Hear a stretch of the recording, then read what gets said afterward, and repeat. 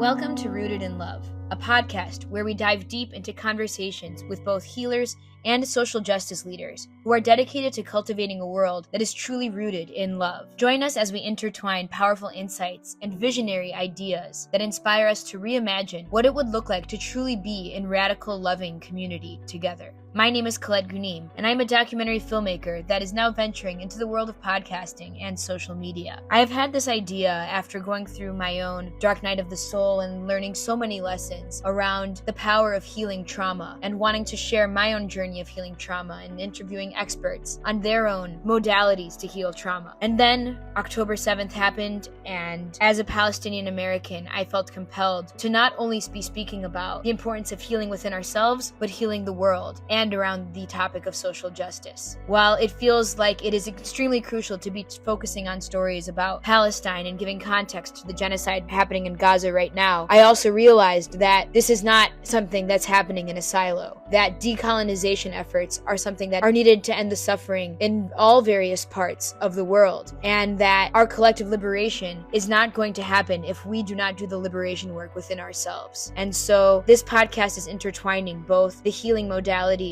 of the inner work that we have to do in order to show up in the world in a way that we are able to fully show up, to be of service, and to end the suffering as a collective. It feels like an obligation now more than ever that we need to be building bridges to learn from one another, and that this oppression that we're witnessing throughout the world will not end unless we are able to listen and learn from one another. Thank you for taking the time to expand your mind and open your heart towards our collective liberation. This is Rooted in Love.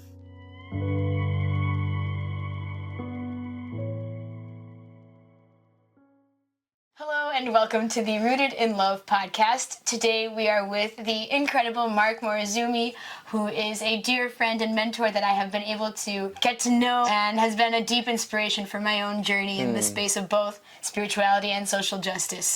So great to have you on. Thank you so much for joining us today. So honored to get to be here. This is very cool. So a little bit about Marc. Marc is a certified Integral Hatha yoga instructor, Raja yoga, also meditation and stress management, and he has taught over 5,000 hours of yoga. So definitely one of the masters in the space, for sure. He's had an incredible journey of going through a very expansive life trajectory of going from dance into the event management and planning space, and now into fully delving into his own yoga journey and allowing to share that wisdom with so many others in teachings. So we'll learn more about this as we talk more, and his own studio, which is called Mukundo Studio, that he owns as well. I just want to say thank you, and it has really been such an inspiration to see how you show up for community so boldly and so consistently. It's been really so amazing. And yeah, we'll be talking a bit about how you're doing that and that community building that you do, and then also your own spiritual journey and the space of what's happening in Gaza and the genocide, and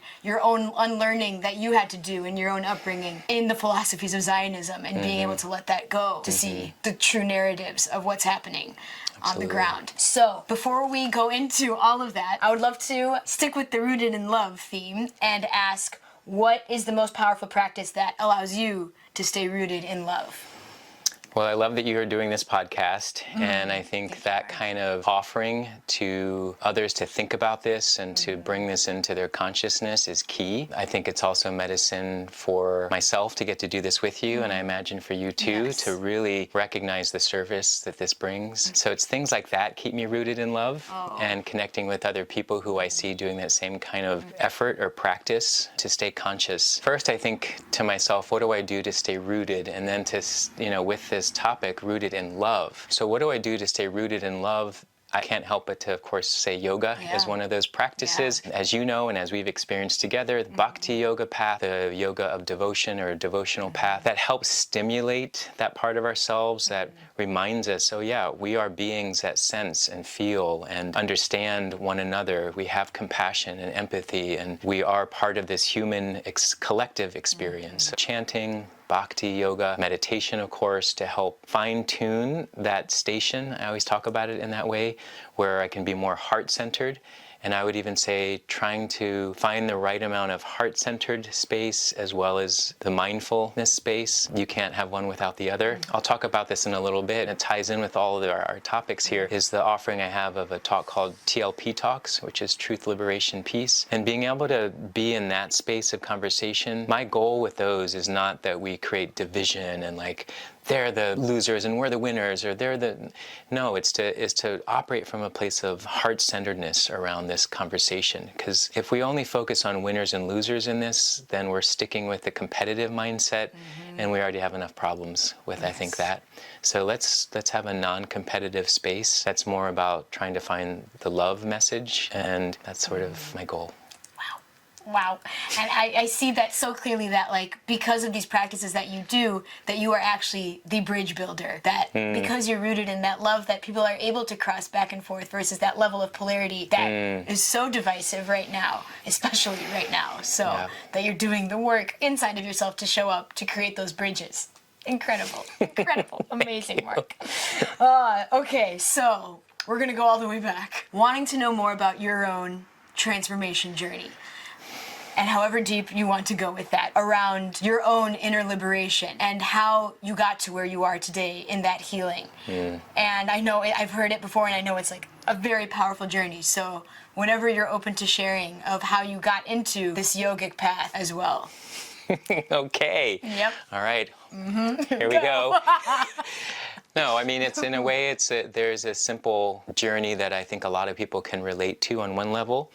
And of course, also there's a very specific part of this that has been a lot of illuminating moments for me to say, oh, now I can look back and recognize these were markers of when shifts and changes happen. So I would say, honestly, the thing that stands out first for me was knowing at a young age that I wasn't like other kids, and I wasn't quite sure what that was at that time, but I knew I was attracted to other boys in my class. You know, this is kindergarten, first grade. And somewhere along the way, I already knew that that wasn't okay to express outwardly, and that you're supposed to be liking girls. Like I already somehow, you know, there's plenty of messaging around us for even little minds. But I recall specifically, even probably before kindergarten, like knowing this about myself. So having a part of me that knew I couldn't be my full self was already sort of built into my equation. Already recognizing that the common narrative, which is, you know, boys are supposed to like girls, I already knew that wasn't my narrative. So I ended up having girlfriends, like I think first grade, second grade, all of us kids were having little boyfriends and girlfriends. But I was like, I want to have a boyfriend. And I knew that that wasn't, you know, something I could do. So I played along, and I learned that's kind of what you do, is you just play along with the dominant culture, so to speak. Thankfully, I went to a performing arts school from, you know, age 12 up to senior graduation. And even though I didn't get to come out as being gay, ironically enough, in this performing arts environment, it was still very heteronormative. And yes, there were some gay people in my school, and they were very effeminate and had, you know, they had purses. And I remember all this, like in the 80s. And somehow it was okay. Like that level of being out was okay. I didn't feel like I could identify with that at the time, and I thought, I'm not this group, I'm not that group. So it still felt like there was some kind of holding in me. I think depression began to sink in, but quietly I kept a smile on the outside to just sort of block out any other issues. And then I ended up running away from home, as we've talked about, when I was 16, and I was suicidal because I just felt like there's no place for me. There isn't this world doesn't allow this to be okay. This is in Cincinnati, Ohio, just for context. I didn't have other role models of people who I saw. There wasn't the internet yet, of course, or TV shows that represented that I had seen. So ran away. It was a very powerful experience. I thankfully had money because of it being a child performer. So I withdrew money. I will admit it was a very comfortable running away experience. I was in hotels. I was able to lie to the hotel clerks and, you know, find my way in to get a room. And it was the first time in my life I felt this feeling of like, nothing matters. I can just be me. Wow. And this was for about 2 weeks. And it really was a moment of peace that I hadn't experienced.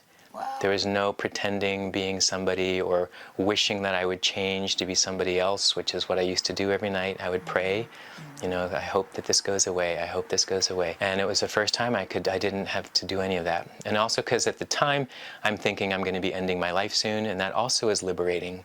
Having that in my mind, that was in my 16-year-old mind, that was an act of liberation. Yeah.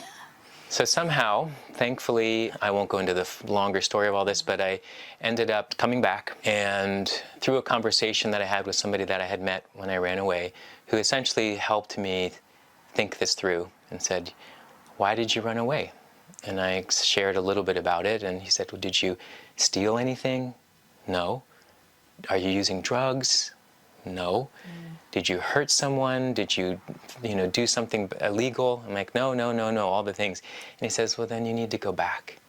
And he said, "The people who really love you are going to welcome you." Wow.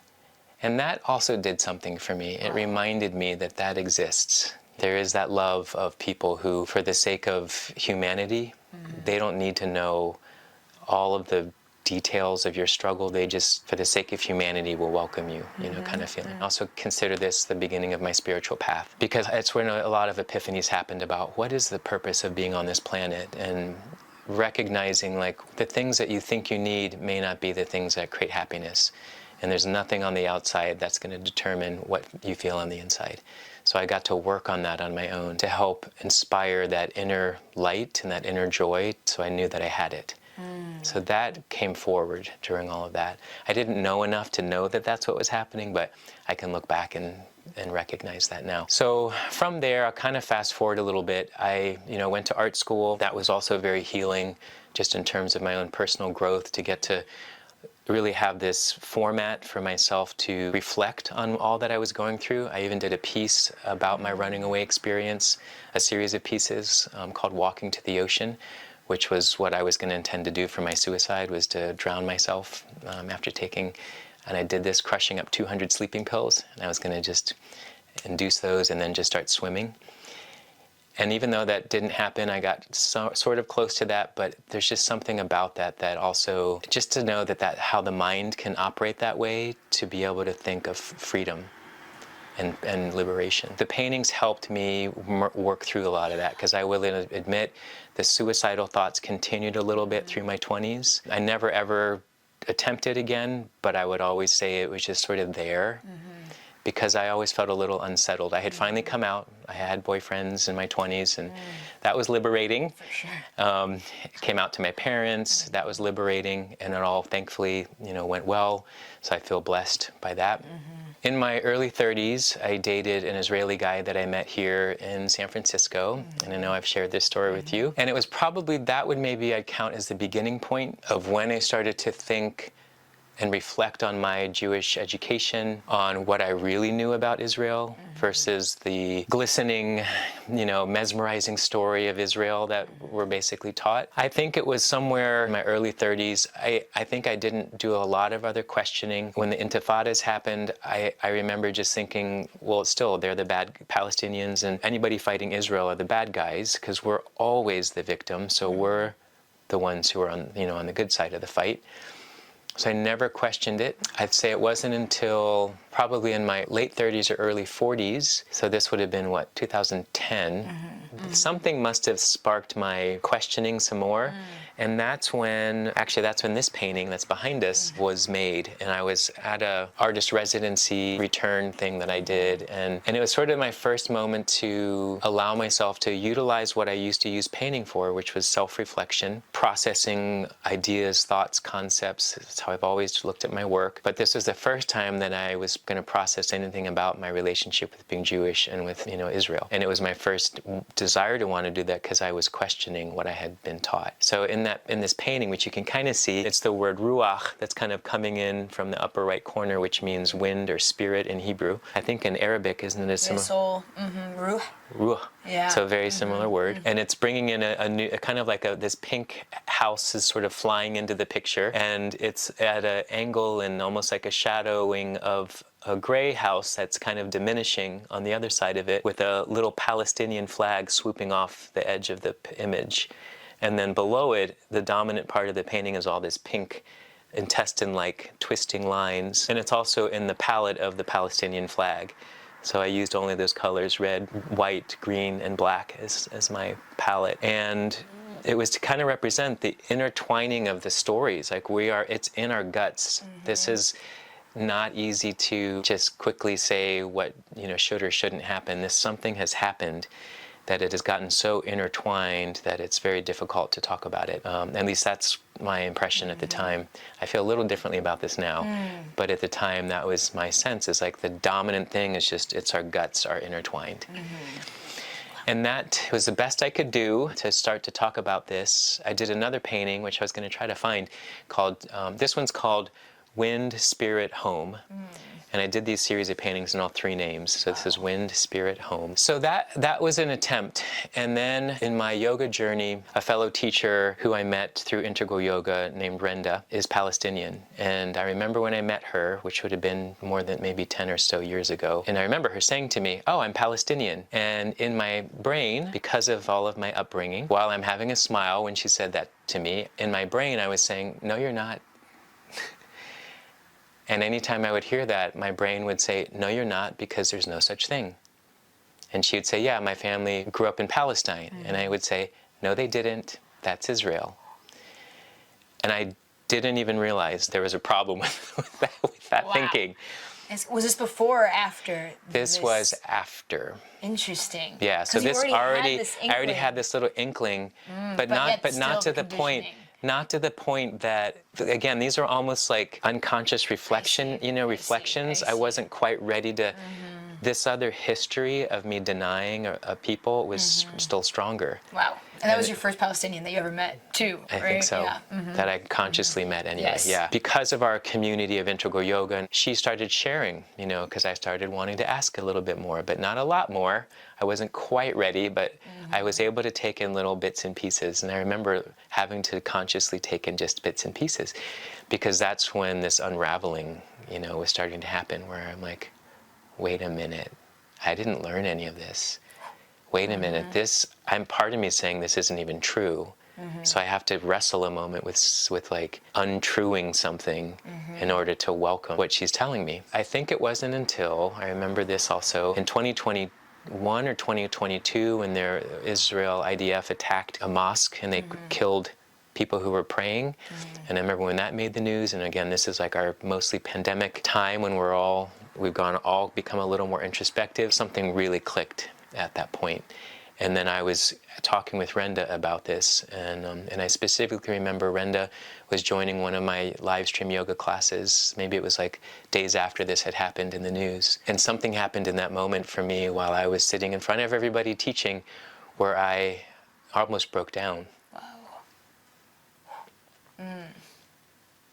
I can feel it now. It was this visceral shift where all that I had started to think about and these years of considering this, there might be another story, finally it was like, there is. Wow.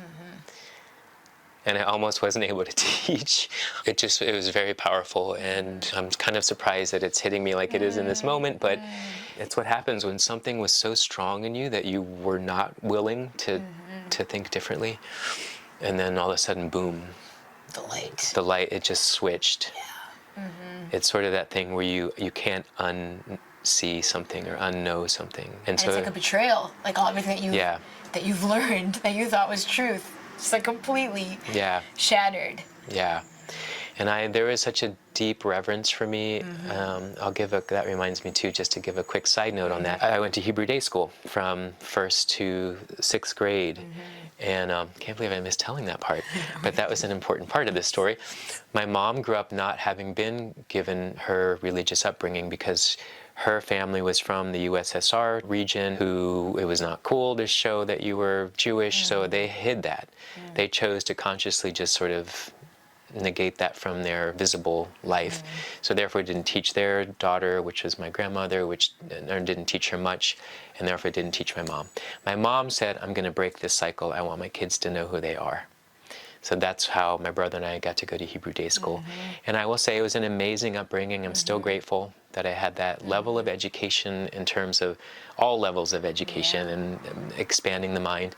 But you're right, there is also now this feeling of betrayal. And I think what's also important to note, I don't know that I can ever tell you like which teacher, which subject I was taking, or which class said these stories, but we knew Arabs were bad, basically.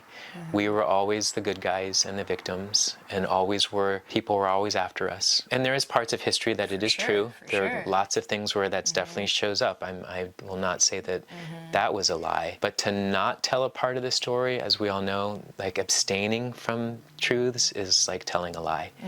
And to now know to this day, like that was intentional, that's where the betrayal is really strong. I was bar mitzvahed. I went to Sunday school after I finished Hebrew day school. Then I was going to Sunday school, religious studies through my early teens. And then in college, got involved with Hillel on the campuses. Being Jewish was like one of the first things I felt I could identify with. Yeah, core belonging. It was my core belonging. And I think being a mixed race kid, I was longing for something that felt like it anchored me in one understanding of identity. And I felt very included in the Jewish community in Cincinnati. I felt there wasn't a question about it. It felt like family in every way that you'd want it to. And that Israel was just part of that. Exactly. I mean, Israel was the extension of what you already felt here. It's that times 10. And that one day we would all get to be in Israel, and that was literally part of how we're brought up. There are things you say in certain holidays, next year in Israel. And even though it sort of sounds silly, I have to be honest, talking about it, I will tell you there's just still something that was in me that's like, yeah, we're going home. This is the homeland for all of us. And I always felt like there's always that option. And knowing that the way that this works still is I have the ability to go and I can claim citizenship, any moment. Whereas I know Palestinians cannot do that. Correct.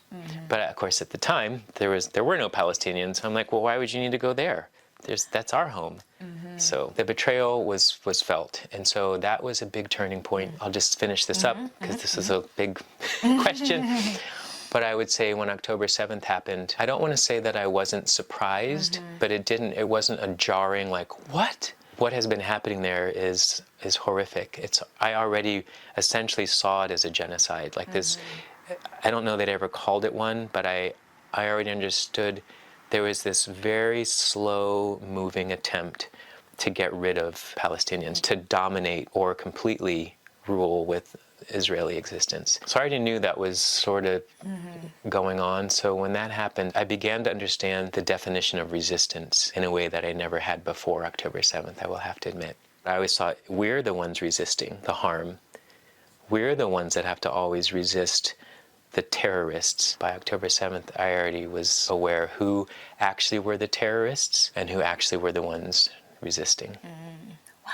Yeah. And I guess now for you, like, what have you seen as your role as someone who has gone through this journey, and like, how are you showing up for being able to help others unlearn, or, your different activations? Yeah, I mean, it's continued to take quite a bit of effort on my part to get to where I am right now with all of this. I did go to one of the first protests. I don't know if it was a week after this happened, and I was in a Palestinian protest. And I remember how powerful that felt to be on Market Street here in San Francisco. Massive amount of people showing up to protest, what happened in Gaza. And I posted that on my personal social media site, and then got some flack from some friends, and one of my closest friends who said, you're going to show that first before you show any kind of empathy for Israel and the Israeli hostages. And it was interesting because, and I do feel this today, like that's true. Like that's a good point. I didn't come to her to check in on her, or check with her family or other Israeli friends, are you all okay? And my immediate empathy went to the Palestinians.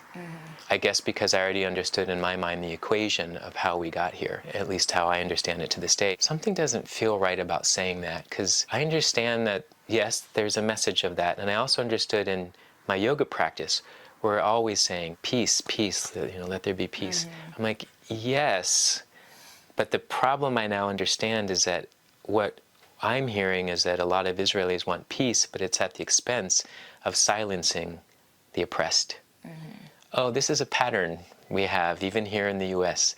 This is what we mean with creating peace. We want to just settle down any noise that's coming from the oppressed. So I thought, I'm not going to talk about peace. We need to be talking about liberation. We need to talk about why are we in a situation where some people can feel liberated and some people are enslaved. And then I thought, well, we can't even talk about that until we talk about truth. What is the true situation here? And that's what I had to do for my own unlearning. So that was where I took that deep dive. A lot of it was also, on social media and learning from these clips that, up until then, social media felt like this ephemeral kind of marketing, scrolling, mindless experience. But that's when social media shifted for me as, no, this is a examination lens on the human experience. And right now, we're getting information and visuals on a genocide. Yeah. This is not a quick slide through, like, what am I going to eat, or who am I going to talk to, or what am I going to wear. This is like something that's creating a different impact that a lot of people won't know how to even manage, and I understand that. And we have to figure that out for ourselves. But I was somehow in a place of receptivity that I needed to understand better and see this. I came to the conclusion from my own understanding and enough research to know, no, this is what's happening, y'all. I was compelled to then create this discussion group. And so I created TLP Talks in November of 2023 that were TLP, Truth, Liberation, Peace.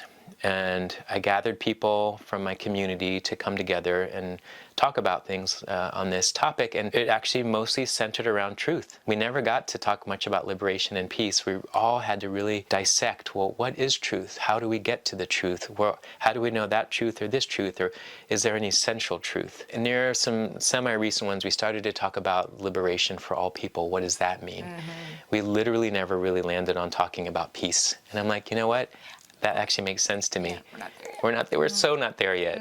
We're not there yet. Just starting to get informed. Like, people have never learned about what's happening in the region. No. Or like, we didn't know anything about any genocides also we're seeing in Congo, Sudan, that we just never learned about all these truths that have been hidden from us very intentionally. I've known that there were other genocides, and of course we have the Holocaust as this ultimate story. You sort of I've distanced myself in a way because you think it's their own people amongst their own people in a way. This was the first time I will say this was like, oh, this is part of my problem. Because I'm actually part of the problem. In terms of my way of seeing the world. That was part of what I felt. Next step was to have these movie nights. And so I started just recently, I think it was in May, I showed the first film. The truth is I wanted to show Israelism as my first film, but I was nervous. I had already seen it, and I thought, I got to show this. People need to see this film, especially my fellow Jews in the area. But I was like, oh, that's kind of... what am I doing? What is my studio? I kind of, for a while, intentionally kept my studio kind of in a neutral space. In my personal space, I would talk a bit about it. But I reached that point where I'm like, what service is that doing? I think it's now time that I use this platform that I have, even though it's not a huge platform, but fine, let me start here. Even if it's going to be 5 people. Yeah, I've got a platform, I should be utilizing it in this way. So I chose to first anyway show the film Origin, which is the Ava DuVernay's film that's based on the book Caste, Origins of Our Discontent. And I had watched parts of that before screening it, but I just thought it would be helpful. Let's look at race, let's look at caste, let's sort of understand the mindset of how this all has been able to happen, not just in one part of the world, but across the planet. So that helped. So then I decided, okay, I'm ready. Israelism is the next film. So the next month, and I think what was going on also in Gaza, I was like, we need to get this out. So then I showed that film, and then the next film was Where Olive Trees Weep. And so, I just felt like this is a way that I can help create conversation. And the goal with these films is to show the film and then to have conversation afterwards so people can talk. So that's how I'm sort of utilizing this. Once again, that's step one of truth. And like, we need to be informed. How are we going to be able to make any change if we don't know what's happening? And that many Americans just don't know, and that you're creating that platform for them to get educated. Incredible, incredible. I want to go back to the point also of you feeling like, oh, this is not the same as my yoga, And like, where did you come to bridge your own practices in your own spiritual journey with social justice? And like, how does one inform the other? Yeah, I mean, we've talked a little bit about this, and I'll share, I still feel like I'm sorting this part of my learning and educating myself. But I will say I'm grateful for my training with Integral Yoga and my own yoga path and practice, that I deeply know that the goal of yoga is not to feel, how can I disconnect from all the troubles of the world? How can I just make everything soft and easy? And, you know, and the reason I say all that is I think there is some component of spirituality that some people think that's the goal. The goal of the practice is to deeply tune in to what feels out of balance within you, and then ultimately to then take that awareness off your yoga mat into the world. And there is an organization called Off the Mat Into the World, so I'll give a little shout out, that I was involved in 2009, and I took their training and ended up sharing that with the group.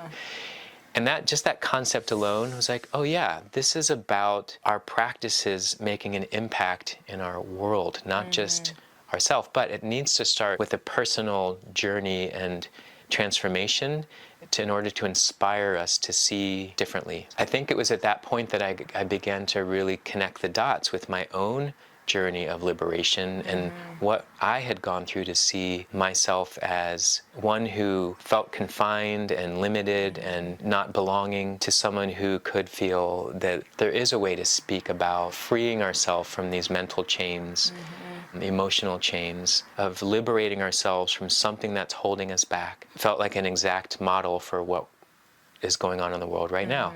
What is holding us back from seeing this as an obliteration of a people and their land and their culture? What is the fog in our mind? What is the ignorance that we're holding on to, or the attachment to a story?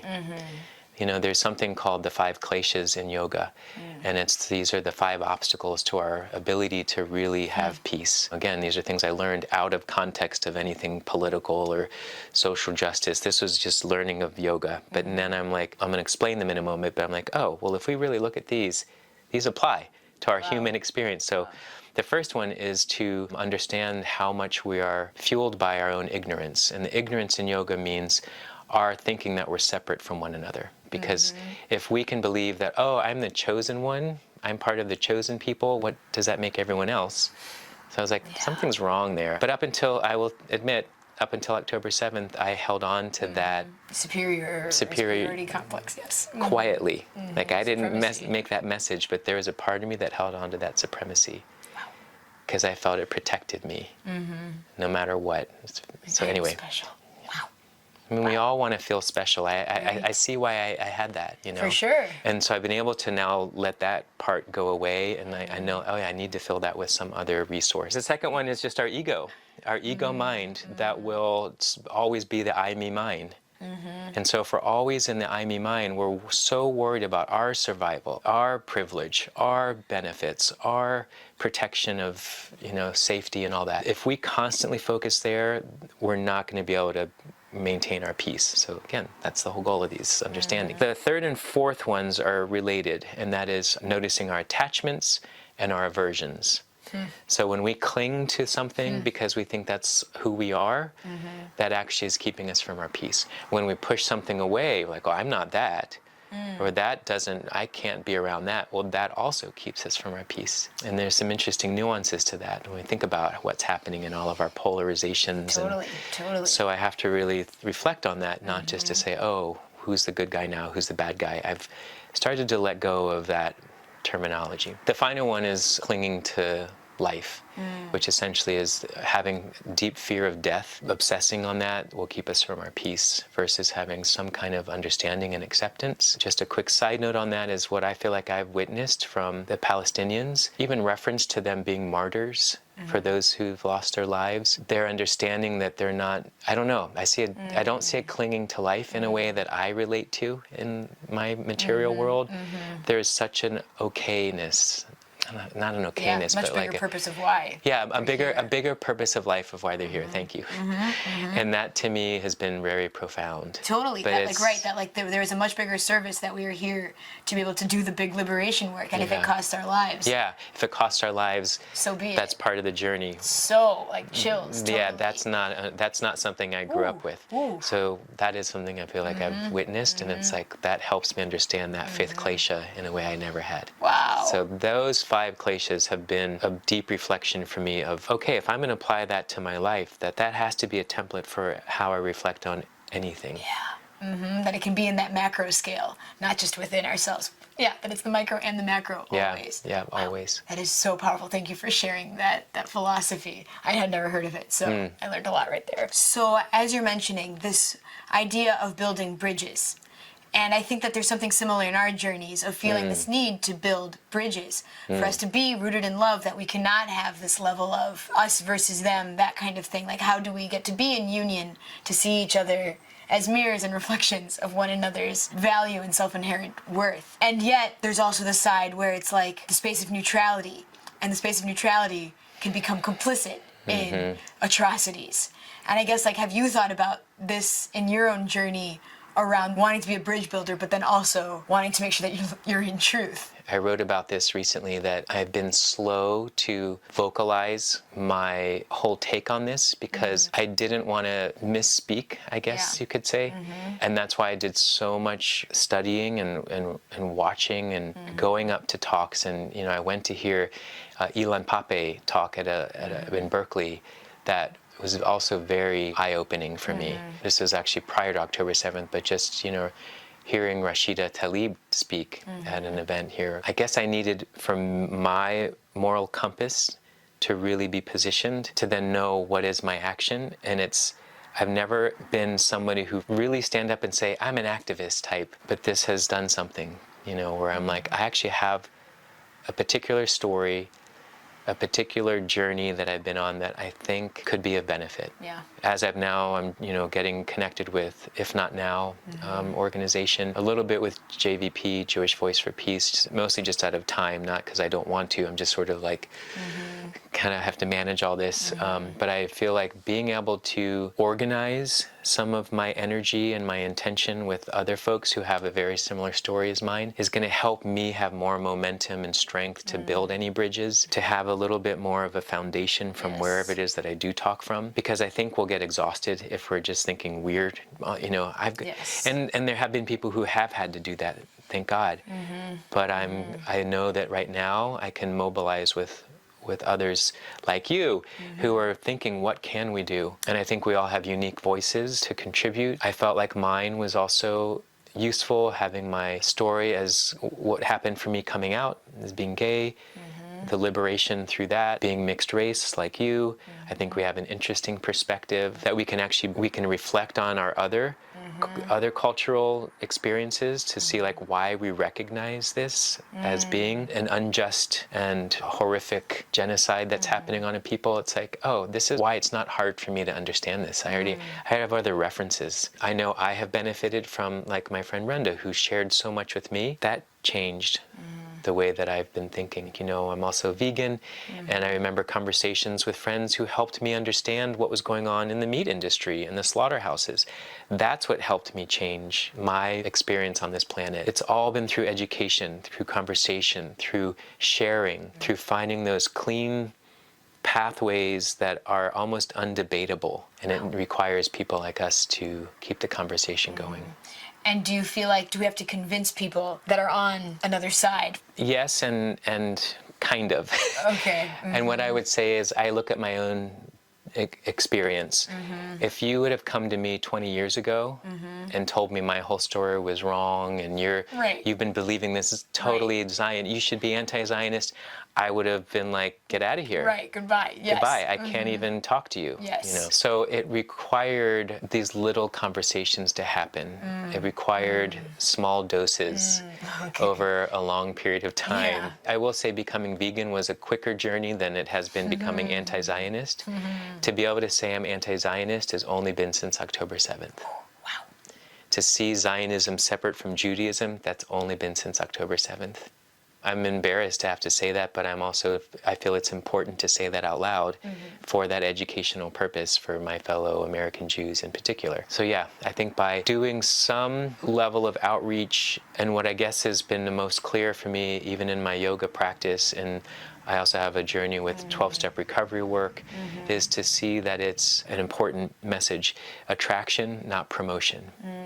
And so by being that which you believe in and living that is actually going to be that light, that lighthouse for someone. Because if I'm going to come up to you and I try to promote all this, you may get some buy-in, but it's going to feel like you're too much on the offense. I just know that if we're all leaning in towards this in the way that feels true to us, there's some power in that.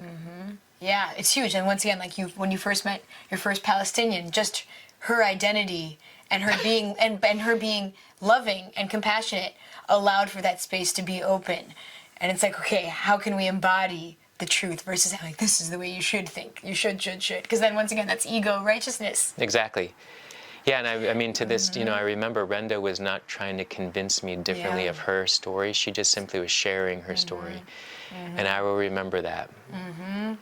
And I'm very grateful for that, because you can't deny that kind of truth when you're amongst it. It just melts that experience. So I had nothing to come back at her with. Yeah, but I read. No, I didn't read any of this, So it's, and someone might say, well, then yeah, it's not true. But that's where doing your own research and like a lived experience versus just like a textbook. Yeah. I was actually on this like Palestinian tour, and like we're asking about like, what is the solution? What do you feel like could be? How could this big complex problem? And it's like, it's not complex. Like, it's actually very easy. Just end the occupation. Like, it's not that hard. It's not that hard, folks. And I was just like, yeah, we don't need to have all of these separate laws, separate villages. Like, what if it could just be a true democratic state for all? I am of the belief that people don't have to leave, but that if it could be possible to be able to let go of the idea of it being a Jewish state only, which is, once again, very, very, it goes against the main tenet of Zionism, which is why this is very hard for it to actually come to fruition. But that it could be absolutely beautiful. Well, I think it's what and what I get from that, and my perspective also, is if we can dismantle Zionism, that would be of great benefit for that region, because I do know there's plenty of Israelis who also wish for there to be harmony in this region. And if you're an apartheid state that perpetuates its mission and it's using Zionism as a noble cause, it's always going to fail, because you are doing something out of a desire to erase someone, and that never can work out in a way that there's peace and democracy. And there's so much fear, too, that they don't want to do this because there's a fear of retaliation for all of the atrocities and oppression that has happened in the past. They will do anything to get their drug, anything to get that affirmation, even lie, steal, kill. And that's what I feel like I'm seeing. Some people have said to me, how can these people still see? I'm like, because as an addict brain, you're not in logic.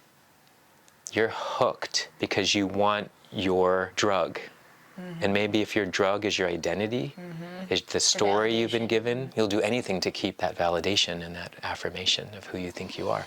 Oh my gosh, that is profound to put into the addiction model. And like, what do you feel is like the antidote? Well, like in the 12 steps, they always say it's a spiritual solution. You identify that, okay, there is a problem here. And the problem has to be directed first at yourself. You can't say, yeah, the problem's the alcohol. No, alcohol's just alcohol.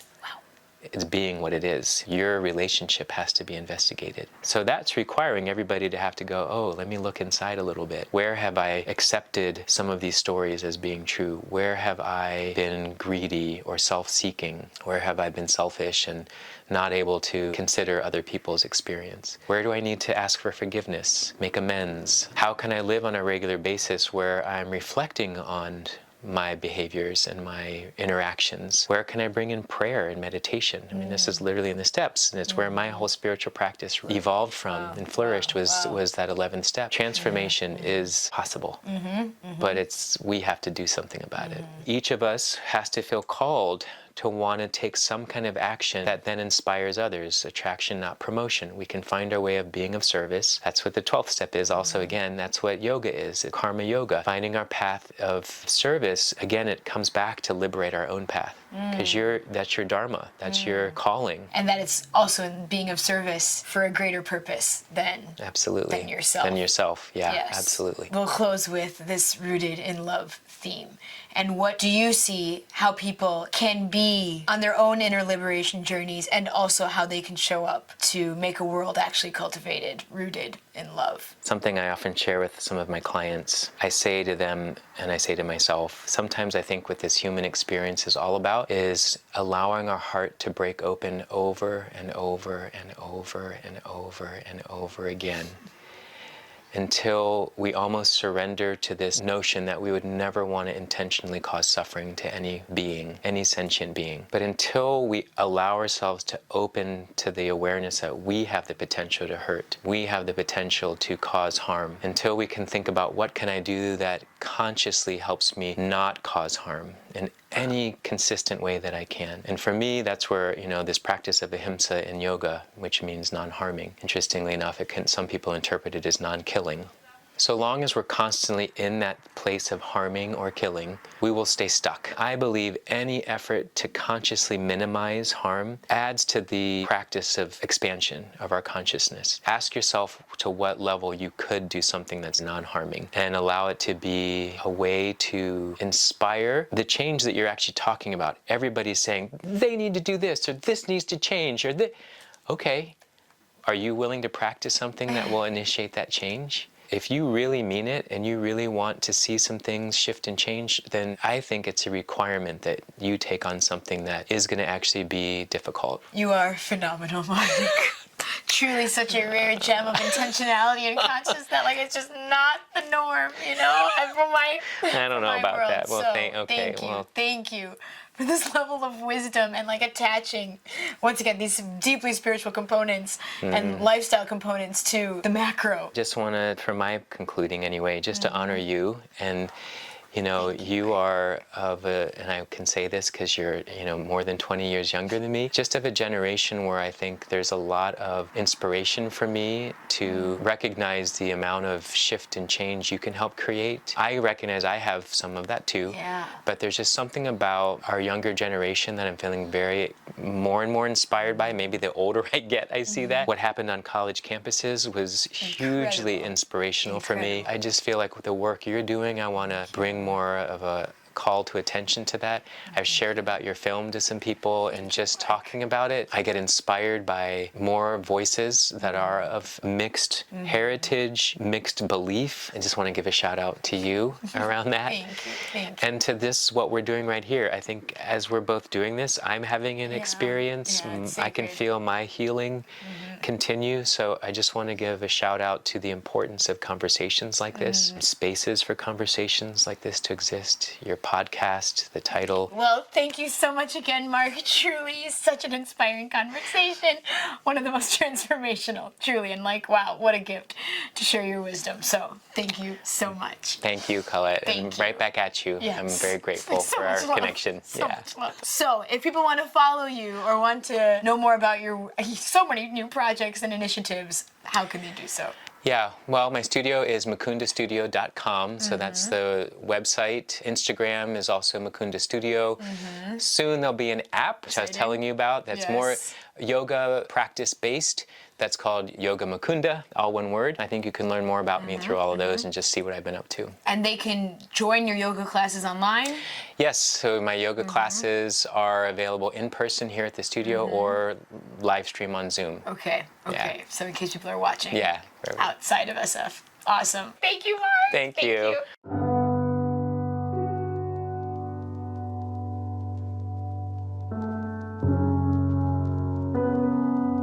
Thank you for tuning in to this episode of Rooted in Love, featuring Marc Morozumi. It truly means so much for you to spend your time listening in and learning about our journeys of unlearning and decolonizing our conditioned belief systems. If you'd like to learn more about Marc's practice and work, you can find helpful links in the show notes. Feel free to share this episode with a friend, subscribe, and leave a rating for future interviews. And you can follow me for updates of future episodes on Instagram at Coco's Sanctuary, which is also in the show notes. Until next time, please be sure to take intentional moments of pause to care for yourselves, the loved ones in your life, and the community around you. Thank you.